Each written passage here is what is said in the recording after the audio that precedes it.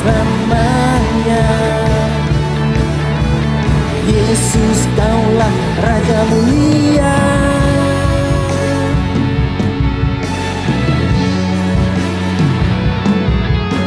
Tak terbayang kebesaran-Mu dan tak terbanding kekuatan-Mu Tuhan. Kau megah bagiku. Segenap jiwa dan pengharapan telah ku serahkan untuk rencana-Mu Tuhan. Kau Raja atasku. Hanya layak ditinggikan.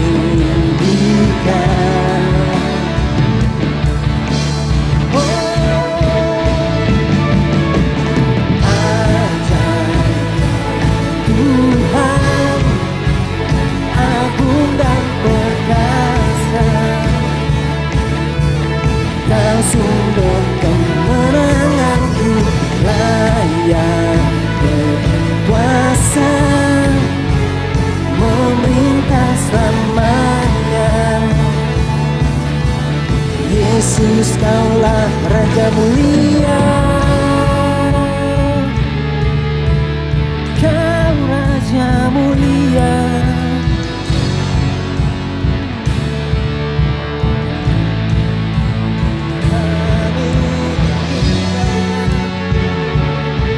Kami sorakan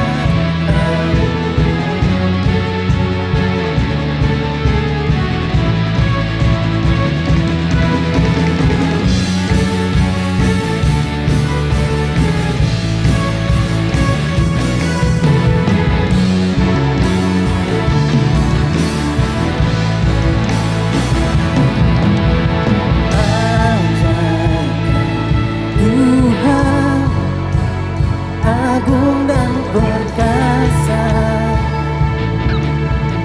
Kau sumber kemenanganku, layak berkuasa, memerintah selamanya. Yesus, Kaulah Raja mulia. Ajaib Tuhan, agung dan perkasa, Kau sumber kemenanganku, layak berkuasa, memerintah selamanya. Yesus, Kaulah Raja mulia.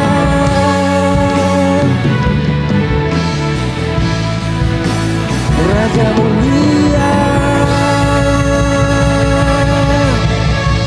Haleluya.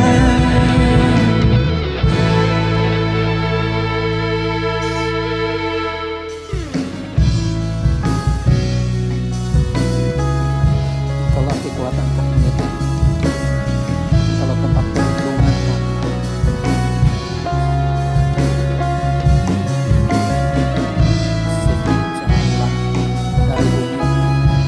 begitupun kasih kehidupan kami.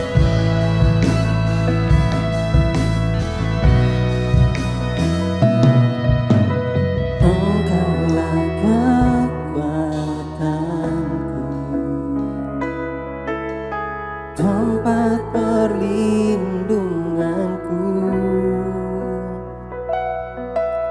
saat badai menerpa, aku tak akan goyah. Aku tak akan goyah, Kau sertaku.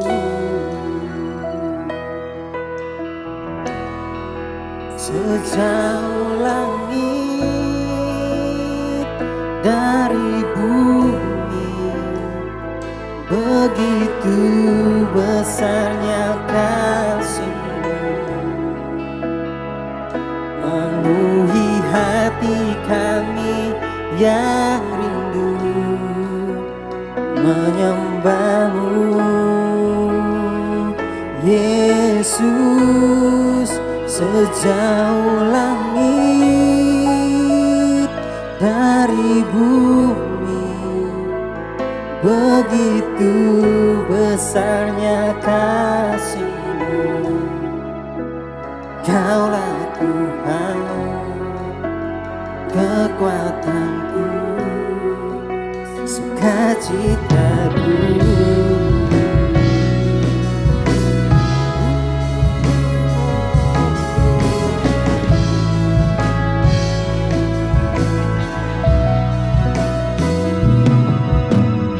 Engkaulah kekuatanku, tempat perlindunganku saat badai menerpa.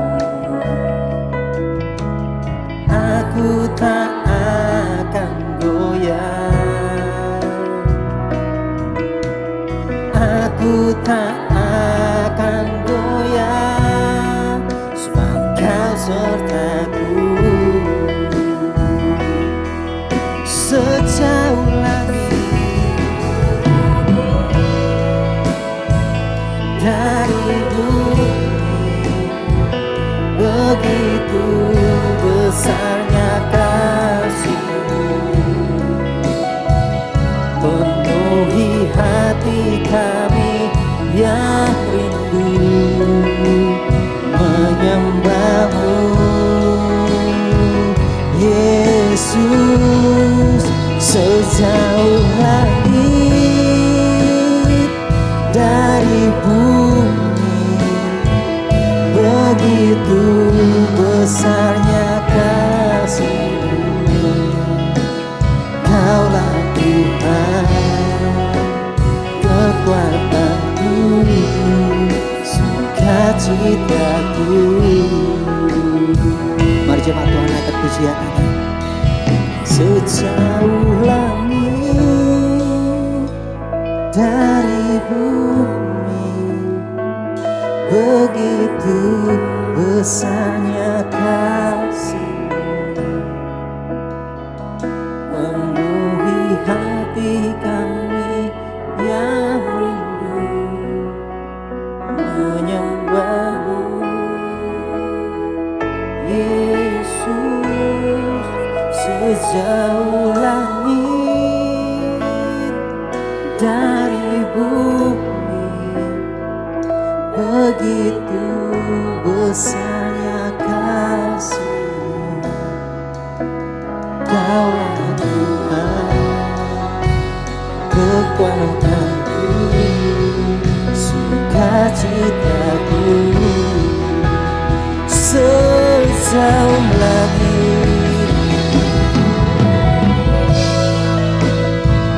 dari bumi, begitu besarnya kasih-Mu.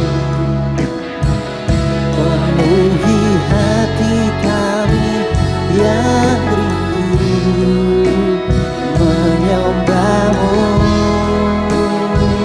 Yesus, sejauh langit dari bumi, begitu besarnya kasih-Mu.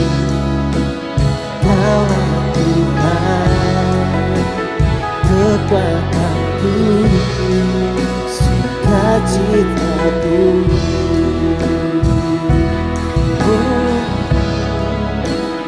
Kaulah Tuhan, kekuatanku, sukacitaku.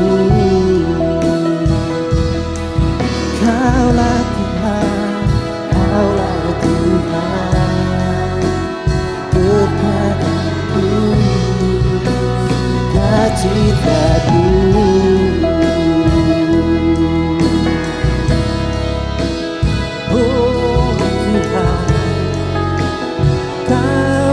Sukacita kami, sejauh langit dari bumi, itu kasih-Mu Tuhan.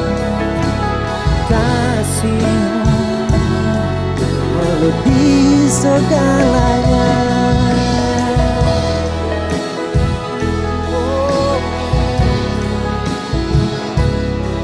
Terima kasih Tuhan, terima kasih, haleluya.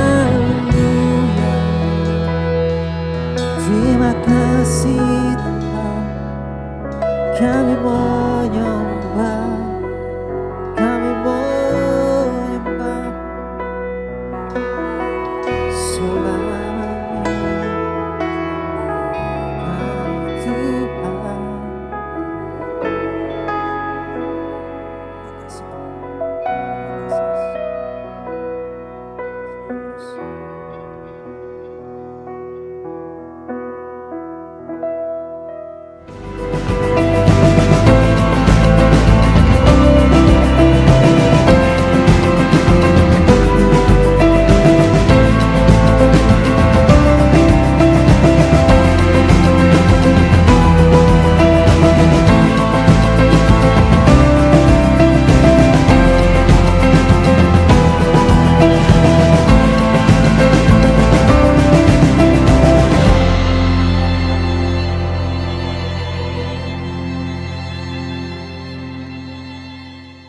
Salam, salam sejahtera jemaat Tuhan.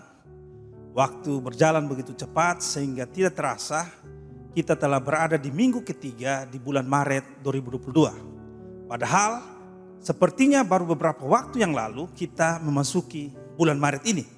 Di bulan Februari yang lalu kita belajar tentang mengenal kehendak Allah. Dari sana kita belajar 4 hal penting berkaitan dengan kehendak Allah.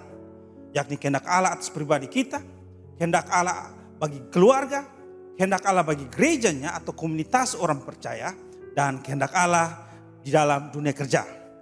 Melaluinya kami berharap semua kita yang mendengarkan uraian khotbah tersebut dapat menangkap apa yang menjadi kehendak Allah atas hidup kita masing-masing.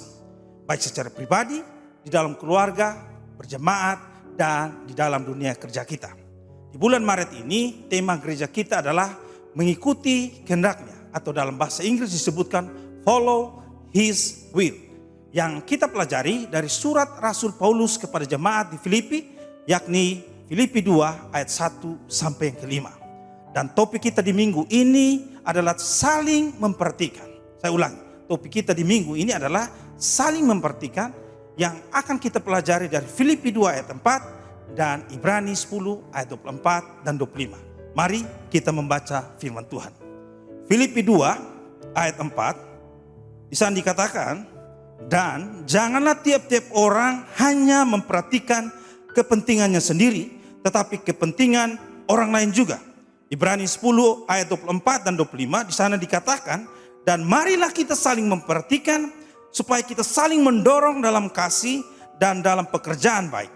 Janganlah kita menjauhkan diri dari pertemuan-pertemuan ibadah kita seperti dibiasakan oleh beberapa orang. Tetapi marilah kita saling menasihati dan semakin giat melakukannya menjelang hari Tuhan yang mendekat. Mari kita berdoa. Bapa yang baik, kami mengucap syukur untuk kasih dan anugerah-Mu bagi setiap kami. Kami berterima kasih untuk pimpinan dan tuntunan Tuhan. Tuhan baik, Tuhan menyertai kami sepanjang 1 minggu yang boleh kami lalui ya Tuhan. Pada minggu ini, pada kesempatan ini ya Tuhan, kami ingin datang di hadapan hadirat-Mu, merendahkan diri, mendengarkan sabda-Mu, dan biarlah kami melakukannya dalam kehidupan kami masing-masing ya Tuhan. Berbicaralah kepada setiap kami, karena kami sudah siap untuk mendengarkan firman. Di dalam nama-Mu Tuhan Yesus, kami berdoa dan bersyukur. Amin. Jemaat Tuhan yang kekasih, apakah memungkinkan dan cukup kekuatan kita untuk menghadapi berbagai masalah kehidupan sendirian? Mungkin untuk sementara kita bisa berkata cukup. Tapi untuk jangka waktu yang lama tentu akan sangat sulit jika kita hanya sendirian. Dan Tuhan pun tidak pernah menciptakan manusia sebagai makhluk individualis.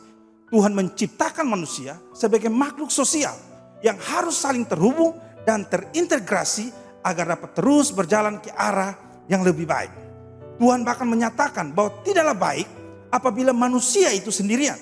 Dalam Kejadian 2 ayat 8 di sana dikatakan, tidak baik kalau manusia itu seorang diri saja. Itu artinya manusia memang diciptakan sebagai makhluk sosial yang saling terkait dengan sesamanya.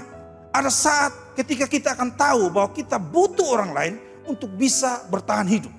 Lingkungan yang sulit, dunia yang jahat sebagainya, setiap saat akan membuat kita semakin lama semakin lemah. Di saat seperti itu, kita butuh teman-teman yang sanggup menguatkan, meneguhkan, mengingatkan, dan menolong kita. Ada waktu kita butuh dikuatkan. Sebaliknya, ada saatnya kita bisa menguatkan orang lain. Untuk itu, kita harus menyadari bahwa tidak ada manusia yang sempurna, 100% kuat, dan sanggup mengatasi segalanya sendirian. Bayangkan jika kita tidak memiliki teman-teman yang dapat saling mendukung dan saling menasihati, memberi masukan, mengingatkan kita, menegur apabila kita melenceng dari kebenaran firman Tuhan, maka dapat dipastikan bahwa kita tidak sanggup menjalani hidup seperti yang dikehendaki Allah bagi kita. Namun jika kita memiliki sahabat rohani atau komunitas yang sehat atau orang-orang yang memberi pengaruh positif dalam hidup kita, maka tentu kita akan jauh lebih baik, lebih kuat menghadapi segala masalah dan kesulitan hidup yang menerpa kita. Alkitab jelas menegaskan kepada kita bahwa tidak ada satupun orang yang sanggup bertumbuh sendirian. Tidak ada satu orang pun yang sanggup untuk bertumbuh sendirian. Inilah yang diingatkan oleh penulis kitab Ibrani, seperti yang dicatat di dalam Ibrani 10 ayat 24 dan 25. Dikatakan, dan marilah kita saling memperhatikan supaya kita saling mendorong dalam kasih dan dalam pekerjaan baik. Janganlah kita menjauhkan diri dari pertemuan-pertemuan ibadah kita seperti dibiasakan oleh beberapa orang. Tetapi marilah kita saling menasihati dan semakin giat melakukannya menjelang hari Tuhan yang mendekat. Ada 3 hal penting yang dipesankan ayat tersebut. Mengapa kita harus saling memperhatikan dan mengapa kita jangan menjauhkan diri dari pertemuan-pertemuan ibadah kita. Yang pertama, supaya kita saling mendorong dalam kasih. Hal yang kedua, supaya kita saling mendorong dalam pekerjaan baik. Dan yang ketiga, supaya kita dapat bersekutu dan saling menasihati sebelum hari Tuhan mendekat. Nah, saya percaya bahwa ini adalah kehendak Allah yang adalah perintah Allah bagi kita umatnya, yaitu komunitas orang percaya, yakni gerejanya. Untuk itu mari kita membahas 3 hal penting berkaitan dengan alasan mengapa kita harus saling memperhatikan sebagai saudara seiman. Yang pertama, saling mendorong di dalam kasih. Saya ulang, saling mendorong di dalam kasih. Penulis Ibrani sungguh menyadari bahwa kita akan lemah dan jatuh jika kita tidak saling memperhatikan dan saling mendorong satu sama yang lain ke arah yang lebih baik. Untuk itu ia mengingatkan bahwa pertemuan-pertemuan ibadah janganlah hanya berpusat pada diri sendiri tanpa peduli orang-orang yang mungkin duduk di sekitar kita. Semakin dekat hari kedatangan Tuhan, maka seharusnya semakin giat pula kita untuk membangun hubungan erat dengan saudara seiman kita. Sehingga dalam keakraban itu kita bisa saling menasihati dan mengingatkan satu dengan yang lainnya. Sebuah artikel tentang sekelompok orang yang membuat semacam percobaan kecil terhadap orang-orang untuk menguji dampak dari perkataan kita. Nah, mereka mengatakan kepada orang yang sama yang mereka temui, "Wah, wajah Anda pucat, pasti Anda sedang sakit. Segeralah periksa diri ke dokter." Sebetulnya orang yang mereka temui itu sehat dan baik-baik saja. Tetapi karena ada beberapa orang yang mengatakan hal yang sama, bahwa wajahnya pucat dan nampak sakit, maka orang itu rasakan apakah dia memang sakit. Dan akhirnya orang tersebut sakit. Lalu kelompok yang sama itu menemui orang lain yang sedang sakit. Untuk orang yang sedang sakit ini, orang-orang tersebut mengucapkan kalimat yang berbeda kepadanya. Semua mereka ketika berjumpa dengan si orang yang sedang sakit tersebut, mereka mengatakan, "Wah, wajah Anda begitu ceria. Pasti Anda sukacita dan sehat saja. Apa rahasianya?" Orang yang sedang sakit itu pun senang, gembira. Hatinya menjadi bersemangat. Menariknya, tidak lama kemudian si orang yang sakit tersebut sembuh lebih cepat dari semestinya. Nah, mereka orang-orang pembuat eksperimen ini akhirnya menyimpulkan bahwa ucapan, cara, sentuhan dan sikap kita ke seseorang sangat besar dampak dan pengaruhnya kepada orang tersebut. Orang yang sedang sehat dapat menjadi sakit hanya karena mendengar perkataan yang buruk tentang dirinya. Sebaliknya, orang yang sedang sakit dapat cepat menjadi pulih hanya karena mendengarkan kalimat-kalimat positif tentang dirinya. Nah, eksperimen ini mengingatkan kita bahwa kita dapat berperan membuat orang jadi baik atau sebaliknya, membuat semangat atau sebaliknya, membuat sehat atau sebaliknya, membuat orang produktif atau sebaliknya, membuat mereka sukacita atau sebaliknya, membuat semakin cinta akan Tuhan atau sebaliknya, dan lain sebagainya. Nah, pertanyaannya sekarang, peran apakah yang sering dan cenderung kita lakukan bagi sesama kita? Hari ini firman Tuhan ingatkan kita untuk saling memperhatikan dengan maksud agar kita didorong dan saling mendorong dalam kasih untuk menjadikan diri kita lebih baik dan orang-orang pun menjadi lebih baik dengan kehadiran kita, terutama membuat orang-orang semakin dekat dan makin mengasihi Yesus. Inilah kehendak Allah bagi kita. Inilah panggilan Allah bagi kita di dalam komunitas orang percaya yang adalah komunitas miliknya, yakni gerejanya. Bukankah inilah yang dicontohkan Kristus bagi kita, seperti yang digambarkan Rasul Paulus kepada kita di dalam Filipi pasal yang kedua, ketika ia atau Kristus telah mengosongkan dirinya untuk menjadi sama dengan kita. Supaya apa? Menunjukkan teladan bagi kita bagaimana seharusnya hidup sebagai umat Allah di dalam relasi kasih yang sehat satu dengan yang lainnya dalam wujud kehidupan yang saling memperhatikan. Untuk itu kami berharap biarlah hari ini pun ada orang-orang yang dapat kita dorong dan tolong untuk menjadi lebih sehat, lebih damai, lebih diperkaya dalam kebajikan, lebih semangat dan lebih cinta kepada Yesus melalui kehadiran kita bersama mereka.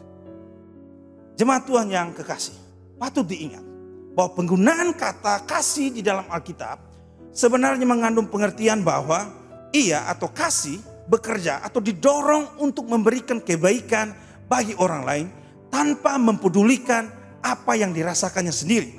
Oleh karena itu sebenarnya kasih adalah dasar bagi kehidupan sosial orang Kristen. Tanpa kasih, kehidupan sosial orang Kristen akan roboh, khususnya pada masa ditimpa penderitaan.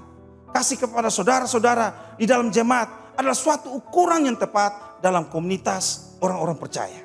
Saling memperhatikan akan mendatangkan kasih dan kebaikan di dalam pribadi sendiri dan saudara-saudara seiman. Kasih yang demikian akan membangkitkan kasih dalam hati orang lain. Dan kasih juga menyatakan dirinya dalam bentuk perhatian. Kata mendorong dalam Ibrani 10 ayat 24 juga memiliki makna bagaimana orang-orang percaya dapat memprovokasi atau menstimulasi sesamanya agar mereka turut memiliki rasa lapar dan haus akan kebenaran, akan hadirat Tuhan, akan pekerjaan-pekerjaan baik yang Tuhan sudah siapkan. Ketika keberadaan kita tidak membuat orang menjadi lapar dan haus akan Tuhan, maka kita belum melakukan fungsi kita yang sebenarnya. Ingat, dunia hari-hari ini siap untuk memenuhi orang-orang dengan keputusasaan, kekecewaan, semangat yang patah, dan banyak hal negatif lainnya. Untuk itu, dalam 1 Yohanes 4 ayat 11, Tuhan juga mengingatkan kita bahwa kita harus saling mengasihi, karena Tuhan sendiri begitu mengasihi kita. Kepedulian adalah merupakan bagian dari kasih yang seharusnya memenuhi hati orang percaya. Bapak Ibu yang kekasih, beban yang ditanggung manusia sesungguhnya tidak ringan dan lama-kelamaan mampu membuat iman kita memudar. Orang dapat hilang pengharapan jika didera masalah terus-menerus. Karena itu kita diwajibkan untuk saling tolong-menolong. Dan dengan demikian, itu artinya kita memenuhi perintah Yesus. Dalam Galatia 6 ayat 2, di sana dikatakan, bertolong-tolonglah menanggung bebanmu. Demikianlah kamu memenuhi hukum Kristus. Inilah teladan Kristus bagi kita untuk meneladaninya, yakni hidup saling memperhatikan dalam komunitas milik Allah, yakni gerejanya. Kita harus saling mendorong, saling tolong-menolong, saling memperhatikan di dalam Kristus. Sekarang poin yang kedua, yaitu saling mendorong dalam perbuatan baik. Setelah penulis Ibrani mengajarkan tentang hidup di dalam kasih, penulis menekankan lagi tentang kehidupan yang saling mendorong dalam pekerjaan baik. Penulis surat Ibrani bermaksud agar saling memacu untuk hidup yang mulia dengan saling berbuat baik. Untuk masuk tersebut, maka yang paling baik ialah sebagai umat Allah, orang Kristen dapat memberikan teladan yang baik. Mengapa? Karena ternyata menurut penulis Ibrani, perbuatan yang sia-sia berasal dari pribadi yang tidak mempunyai kehidupan rohani dan relasi yang sehat dengan Tuhan.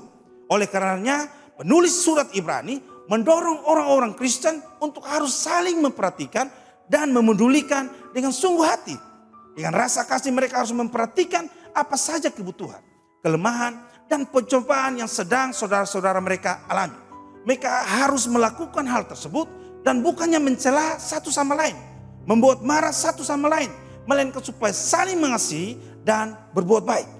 Mereka harus saling mengajak untuk lebih lagi mengasihi Allah dan Kristus, untuk lebih lagi mencintai kewajiban dan kekudusan, untuk lebih lagi mencintai saudara-saudara mereka di dalam Kristus, dan untuk melakukan segala perbuatan baik berdasarkan kasih Kristus, baik itu terhadap tubuh maupun jiwa satu sama yang lainnya. Untuk itu, bagi penulis Ibrani, teladan baik yang diberikan kepada orang lain merupakan dorongan terbaik dan paling berhasil untuk saling mengasihi dan berbuat baik. Namun menjadi persoalannya adalah kita ini adalah makhluk sosial yang egois. Kita diciptakan Allah dalam kebutuhan untuk saling melengkapi satu dengan yang lainnya, saling menolong satu dengan yang lainnya, yang dalamnya ada kebutuhan akan kehadiran orang lain untuk melengkapi kita. Namun di sisi yang lain, kita atau manusia mewarisi watak egois moyang kita yang diwariskan ketika mereka jatuh dalam dosa saat masih di Taman Eden. Hal inilah yang nampak juga terjadi di dalam jemaat di Filipi dan juga mungkin gereja Tuhan hari-hari ini.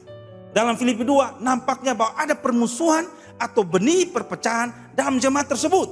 Perpecahan tersebut dicurigai oleh kebanyakan ahli perjanjian baru adalah karena ada orang-orang tertentu yang hidup hanya mementingkan diri sendiri.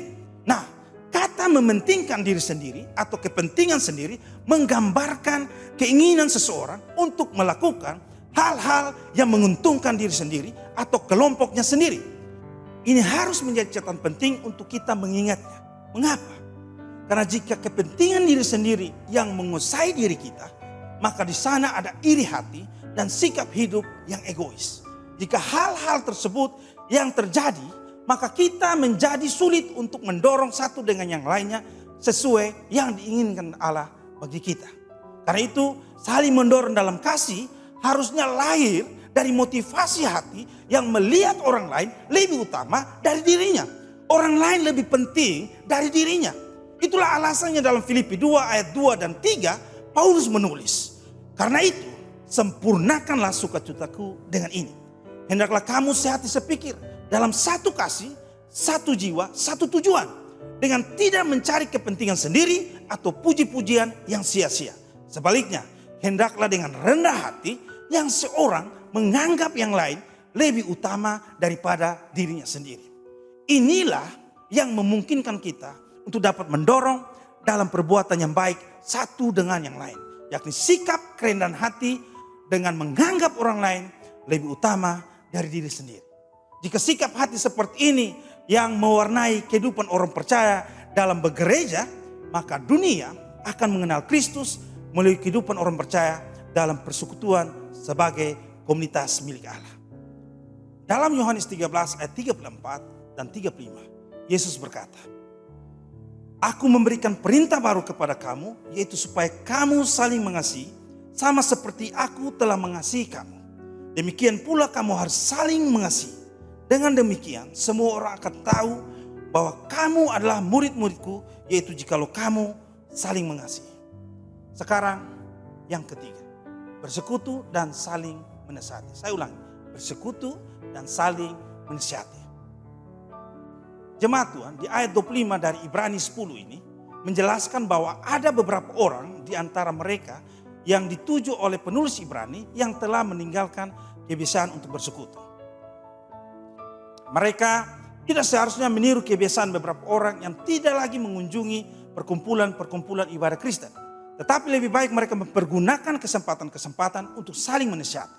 Terlebih-lebih hal itu harus dilakukan menjelang hari Tuhan yang mendekat. Tindakan saling memperhatikan untuk membangkitkan kasih dan perbuatan baik tidak akan tercapai apabila menjauhkan diri dari pertemuan-pertemuan ibadah. Penulis Ibrani menasihati orang Kristen, orang-orang percaya agar saling memperhatikan keadaan rohani. Sebagai orang Kristen atau sebagai orang percaya, kita harus mengajak saudara-saudara seiman supaya mengasihi Kristus dan sesama saudara. Saling menasihati dalam keadaan yang susah atau teraniaya. Disinilah peran orang percaya untuk saling menasihati dan menguatkan di dalam iman agar tidak putus harapan, lalu mundur dari iman kepada Kristus. Ada dua prinsip penting tentang saling menasihati satu dengan yang lain. Yang pertama, kita harus menasihati berdasarkan kebenaran Alkitab. Saya ulangi, kita harus menasihati saudara kita berdasarkan kebenaran Alkitab. Di dalam Kristus ada nasihat. Ya benar, di dalam Kristus ada nasihat. Di dalam kebenaran Kristus ada saling menasihati, tidak dengan maksud jahat, bukan dengan benci atau mencari masalah, bukan untuk saling menghakimi, juga bukan karena posisi, bukan karena seorang jadi pengurus atau hamba Tuhan baru dapat menasihati. Tidak demikian maksud kitab suci. Semua orang Kristen harus saling menasihati satu dengan yang lain. Saya ulangi, semua orang Kristen harus saling menasihati satu dengan yang lain. Namun yang paling penting dari saling menasihati adalah keteladanan. Teladan adalah kebenaran yang dihidupi. Dalam 1 Korintus 4 ayat 16 sampai 17, Paulus mengatakan, 1 Korintus 4 ayat 16 dan 17, di sana dikatakan, sebab itu aku menasihatkan kamu, turutilah teladanku.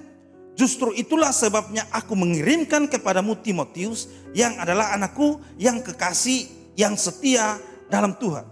Ia akan memperingatkan kamu akan hidup yang kuturuti dalam Kristus Yesus, seperti yang kuajarkan di mana-mana dalam setiap jemaat.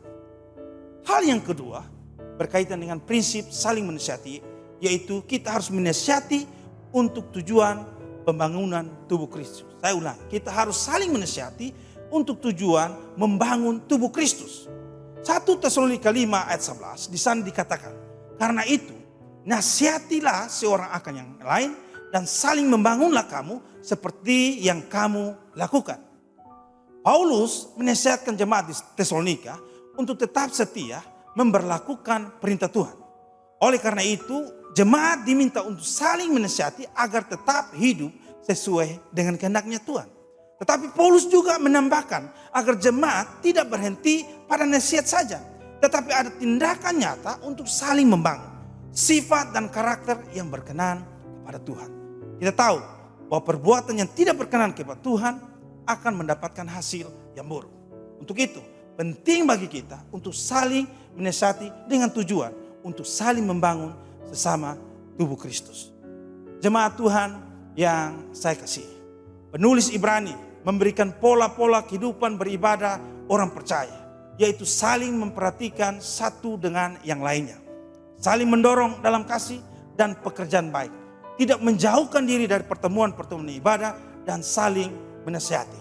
Oleh karena itu, pengajaran ibadah yang benar perlu diimplementasikan dalam kehidupan orang percaya pada masa kini, ialah hidup di dalam persekutuan orang percaya dan saling memperhatikan satu dengan yang lain sebagai suatu kesatuan persekutuan orang percaya yang ada dalam komunitas milik Allah. Itulah kehendak Allah bagi kita. Itulah teladan yang Kristus tunjukkan untuk kita meneladaninya. Seperti yang dituliskan Paulus kepada jemaat di Filipi. Dan janganlah tiap-tiap orang hanya memperhatikan kepentingannya sendiri, tetapi kepentingan orang lain juga. Amin. Mari kita berdoa.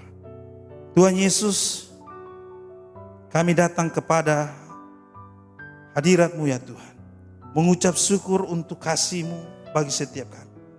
Kalau hari ini ya Tuhan, Engkau boleh mengingatkan setiap kami untuk dapat hidup sebagai sebuah komunitas orang percaya, yaitu kami bisa saling hidup, saling memperhatikan satu dengan yang lain. Tuhan menolong setiap kami ya Tuhan, agar kami mengerti panggilan Kristus ini atas hidup kami ya Tuhan.